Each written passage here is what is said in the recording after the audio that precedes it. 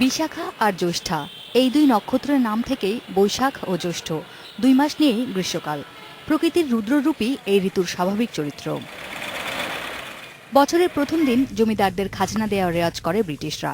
সারা বছরের লেনদেনের হিসাব মেলানোর সাথে কৃষকদের মিষ্টি মুখ করানো, এই হলো খাজনা দেওয়ার আনুষ্ঠানিকতা, যার আরেক নাম হালখাতা। ষোড়শ শতাব্দীতে মুঘল সম্রাট আকবর সূচনা করেন হিজরি সৌরপঞ্জির, পরে সেখান থেকে বঙ্গাব্দ গণনা শুরু হয়। আরে বাবা, হিন্দুয়ানি কি হবে এই উৎসব, এবং বাঙালির তো গোটাটাই চালু করেছে বাঙালি এখানকার মুসলমানরা, বিশেষ করে সুলতানরা।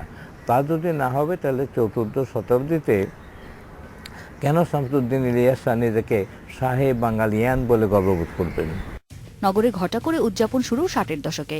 সে সময় পূর্ব পাকিস্তানি শাসকরা এদেশের সংস্কৃতি দমিয়ে রাখতে রবীন্দ্রনাথের কবিতা ও গান প্রকাশে নিষেধাজ্ঞা জারি করে।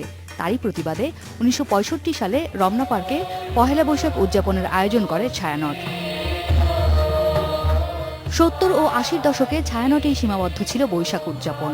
পরে যোগ হয় বিভিন্ন ধরনের মেলা, সার্কাস, জাদু, নাচ গানের আয়োজন।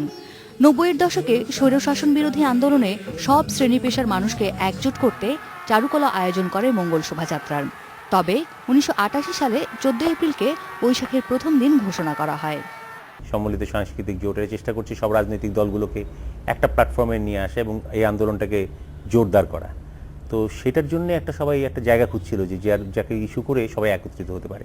তো তখন দেখা গেল যে সাংস্কৃতিক অঙ্গনে সবাই এলো, আমাদের ছাত্র সংগ্রাম পরিষদের ছেলেপেলেরা এসে জুটলো, নানান রাজনৈতিক দলের লোকেরা নিজেরা এসে এর সঙ্গে যুক্ত হলো, এবং এটার মধ্যে দিয়ে একটা বিরাট শোভাযাত্রায় পরিণত হলো। ঢাকা থেকেই ধীরে ধীরে মফস্বল শহরে ছড়িয়ে পড়ে এই শোভাযাত্রা। সঙ্গে যোগ হয় বাণিজ্যিক প্রতিষ্ঠান নির্ভর আয়োজন। তবে মানুষের অংশগ্রহণ বাড়লেও পরিশীলিত রুচির প্রসার হয়নি বলে মনে করেন শিক্ষাবিদ সিরাজুল ইসলাম চৌধুরী।